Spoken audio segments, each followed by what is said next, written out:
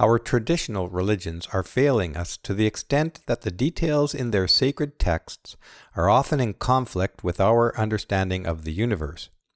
This undermines their credibility and places supplicants in a state of cognitive dissonance when they are asked to believe in things which are demonstrably false.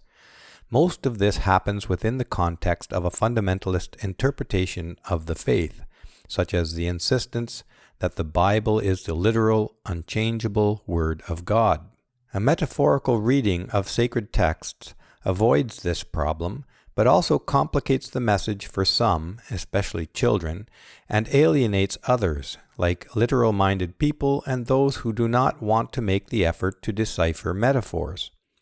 Although metaphor is indispensable in order to approach nuanced ideas about God, morality, and the meaning of humanity, the literal reading of a story is the entry point to its message. To further complicate the matter, a large percentage of humanity is either uninterested, unconvinced, unprepared, or incapable of understanding complex metaphor, especially when the metaphor appears as if it is an obvious literal statement. For example, to this day, an enormous number of Christians believe that Jesus literally walked on water, despite the fact that this myth is known to have originated many centuries before the time of Christ. In fact, this miracle is often cited as proof of the claim that Jesus is the Son of God, and thus believers can be very defensive about its veracity, because they believe that to admit otherwise would undermine their faith. This is but one of many examples in which a literal approach to traditional sacred texts can irreconcilably divide people, and it needn't be so. I will show that a coherent cosmology is so important to humanity that it behooves us to create a story that can bridge this divide and function both in the literal and in the metaphorical sense. For the first time in history, we have an incredibly detailed and mysterious, to the point of miraculous, view of our universe on which to base such stories. In combination with modern psychology and new theories of mind, these contain the foundation upon which the myths, allegories, parables, and metaphors of ancient sacred texts can be reinvented. Science fiction has already started this process, perhaps driven by an unconscious hunger for just such a thing. And epic stories, like Star Wars, illustrate their power to ignite the imagination and bring together large, diverse audiences. Before I go further, I want to emphasize that this does not mean that I believe that traditional religions have no value. Quite the opposite. As Jordan Peterson points out, the stories preserved by traditional religions have survived for thousands of years, across a diversity of cultures and under near constant threat of obliteration. Why did these stories survive while others did not? Because they encapsulate what our ancestors believed to be profound truths about what it means to be a human being and how to live a fulfilling life. These unkillable stories preserve insights so deeply human that they are not diminished by the passing of time, nor is their meaning lost by translation into foreign languages. They hold universal truths, and as such were deemed too valuable to lose. It may even be that we can't lose them because they are in us.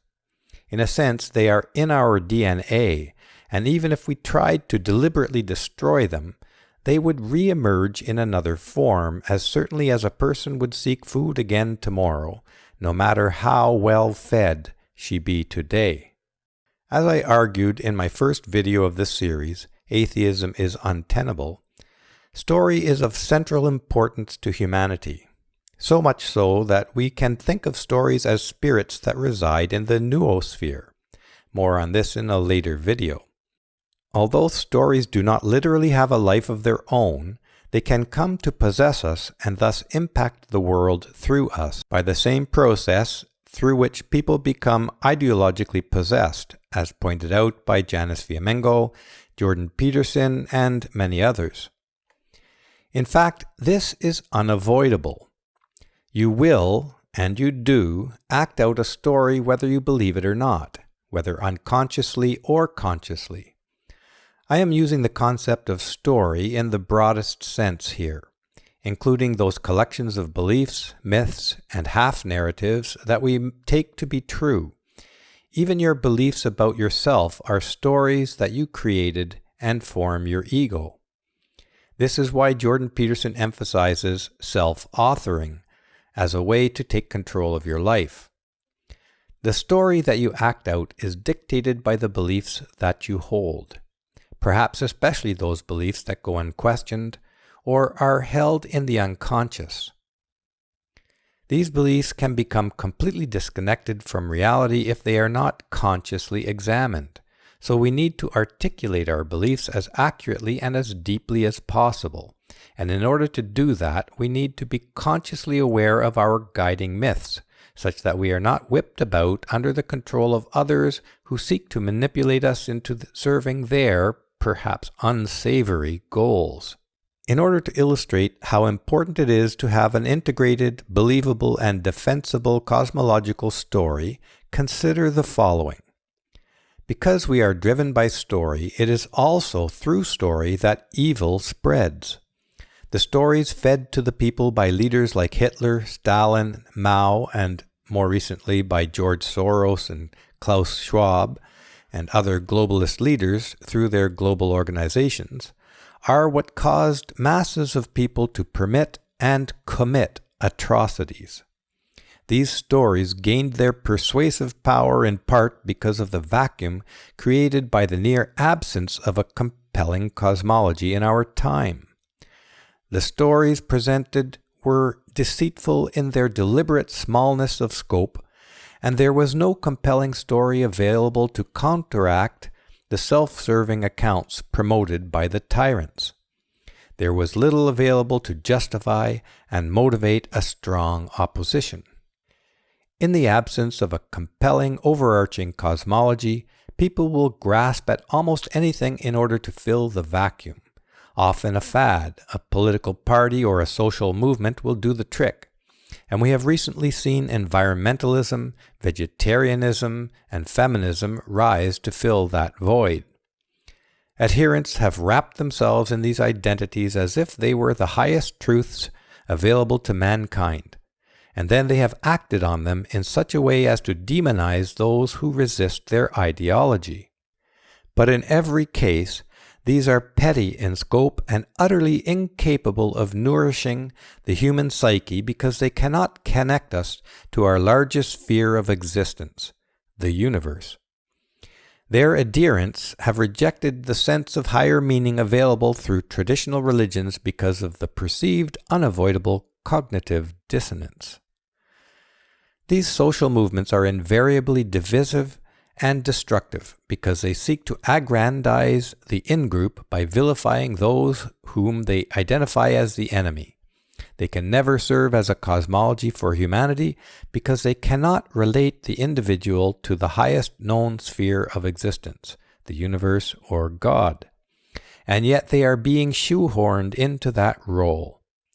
Feminism, which is promoted by every Western government and global corporation, represents a good example of this manipulation. Having proposed that the history of humanity is best characterized as a patriarchy in which men have oppressed women for their own use and gain, this ideology has seduced generations of women and many men into outright hatred of men, which has further led to the creation of unjust, discriminatory law and policy around the world. The world's richest men have harnessed the power of feminism to control men, eliminate freedoms, and redistribute wealth such that economic freedom for working men and their families becomes increasingly unlikely. Feminism has proven to be Marxism's twin sister, dressed up in victim garb in order to avoid detection. And it is no mere coincidence that feminism rose to power as the credibility and influence of the church fell. For its adherents, feminism became the guiding cosmological story, and its petty, deceitful, self-serving nature inevitably leads to hatred, chaos, and destruction. I have discussed why the ultra-wealthy promote feminism with trillions of dollars per year in the video, The Role of Feminism in a One-World Government.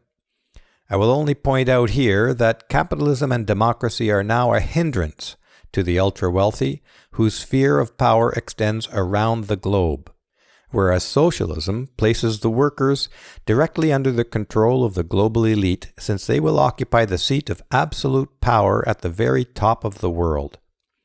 The goals of a tyrant cannot be advanced unless the people accept a story that supports those goals, and a story that ignores the meaning and dignity of any part of humanity is primed for use as a tool of tyranny.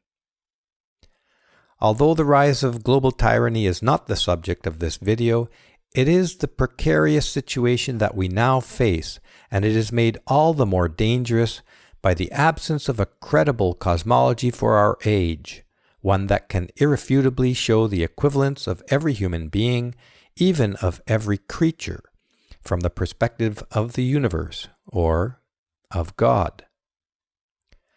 I agree with previous scholars who argue that the most important work of our time is to digest our modern understanding of the universe, space, time, and matter, and work out a new, functional cosmology that can serve as a framework in which to bring a sense of meaning and purpose to our lives.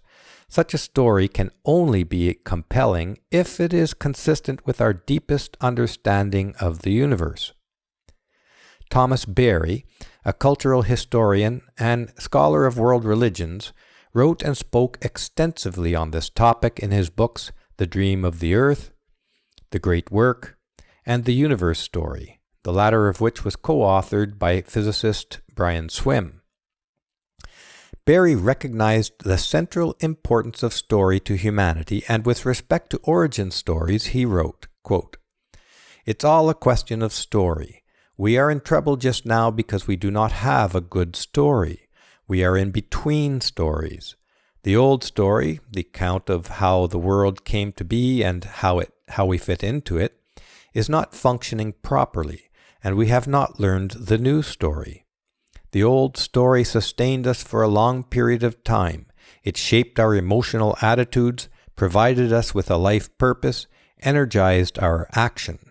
It consecrated suffering, integrated knowledge, guided education. We awoke in the morning and knew where we were." Berry also realized that we do have a new origin story in the Big Bang and in evolution. Quote, "With all the inadequacies of any narrative, the epic of evolution does present the story of the universe as this story is now available to us out of our present experience. This is our sacred story. It is our way of dealing with the ultimate mystery whence all things come into being." Notice here that Berry is referring to the Big Bang and evolution as stories rather than as theories. Stories and theories are both ways to understand the world, and in his essay, Stories and Theories, Kevin Simler points out that, quote, "Both stories and theories ultimately derive from and connect back to direct first-hand experience. Humans are embodied creatures, situated in the world, and our MO is participation. Participation gives us our first and most fundamental understanding of reality, an understanding that is primary and visceral, detailed and highly contextual, intimate and deep. It is the rich, raw material out of which we construct our stories and our theories." Unquote.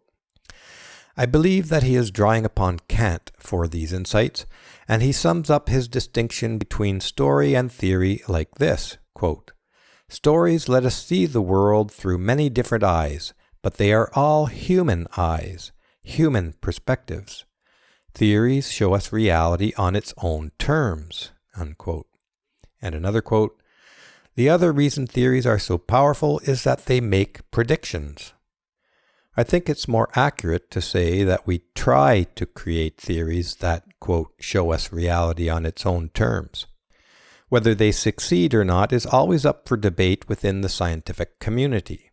Theories are a subset of the class of stories. A theory begins as a story before it is formalized and/or promoted to the status of a theory. And this was certainly the case with the theory of evolution and natural selection, as this post on the National Geographic website points out, quote, "Ideas aimed at explaining how organisms change or evolve over time date back to Anaximander of Miletus, a Greek philosopher who lived in the 500s BCE. Charles Darwin's later storytelling was much more detailed and explanatory, and his book On the Origins of Species elevated evolution to the status of theory only after 2,000 years of storytelling on the subject. This is important because these two theories, evolution and the Big Bang, stand out from all other scientific theories by virtue of their ability to explain rather than make predictions. As such, they sit in a gray area between hard scientific theory and traditional story. They are more explanatory than predictive, which is the role of story in human affairs. A traditional scientific theory makes clear, specific predictions that can be tested by experiment. These theories form a model which is then projected onto the universe. In other words, they are maps that describe the universe. A story, on the other hand, explains things in human-relatable terms. The Big Bang has the quality of a story in that it encapsulates the idea that the universe had a beginning in a singularity. Nothing scientific is known or predicted about that singularity. It's just a mysterious, storied beginning. Evolution is similar in that it posits that organisms change by random mechanisms and that strong creatures will kill the weak through natural selection, in a never-ending process that leads to the diversity of life that we see today. Again, this is a story. It makes no specific prediction about what will exist in the future. But the story was useful and satisfying even before the field of genetics developed to the degree that we could look for changes in genes. So the Big Bang Theory is indeed a modern origin myth. It is a mythological story in that it grabs the imagination and provides a mental image of the beginning. Alternate theories include the steady-state theory, tired photon hypothesis, and the variable mass hypothesis, but none is as widely accepted as the Big Bang, which has entered the consciousness of scientists, atheists, theists, and more. There have been several challenges to the Big Bang Theory, most recently from 4 scientists from India, and Roger Penrose, though he doesn't argue against the Big Bang, suggests that the universe had no beginning, but that all the matter of the universe will eventually transform into photons, which, being entities outside of time, exist in the infinite now, a kind of timeless singularity which passes some critical point to transform once again into a new Big Bang. He has even pointed to evidence of the remnants of several previous Big Bangs in our present universe. Note the similarity between Penrose's vision of a universe of light existing in an infinite and timeless now and the experience described by mystics throughout history, who describe meditation as a timeless state, or who envisage a god, such as Shiva, being of infinite pure consciousness, sometimes characterized as, quote, the supreme lord of time, unquote, perhaps existing outside of time like photons. A universe of only photons would fit that description. The importance of these scientifically derived stories of the universe lies in the fact that they are our story. They are the story of everything and everyone. The very material of our bodies was there at the beginning of the universe, and everything that is us now will be there at the end of time. I will be musing on this in future videos, but for now, we can see that this perspective immediately exposes the small-minded pettiness of ideologies like feminism and environmentalism. A pettiness that encourages one to view its enemies as evil or even subhuman rather than as an equal being under the heavens. That we don't yet have a definitive theory of everything doesn't matter for our purposes. Upon contemplation, what we do have necessarily imposes a transcendent perspective upon our thinking, and Carl Sagan, among others, has made a good start at articulating that perspective. What we need today is the will to interpret what our present understanding of the universe means to humanity, and create an integral cosmological story which provides the context for our individual lives and the human community. Science cannot do that for us. We must reason it out for ourselves. And here we come back to the problem of fundamentalism. Our traditional sacred texts are filled with important stories that illuminate a multitude of dilemmas that we will encounter in life. These stories are invaluable and must not be lost or even diminished by those who would throw the baby out with the bathwater just because our ancestors got some things wrong. Those who are adept at reading and interpreting metaphor will benefit by having a coherent story to refer to when interacting with people of a literalist orientation. But even they will benefit from a detailed story of how human spirit and soul manifest in our modern view of the universe. And such stories can energize and sustain one's efforts towards self-awareness and self-actualization by addressing the question, why bother if there's nothing there? Especially among those cynics who tragically believe that the universe is meaningless, often because they feel that their lives are meaningless. To be a powerful and compelling cosmology, our overarching story must be able to reconcile our understanding of history, humanity, life in general, and our view of the universe.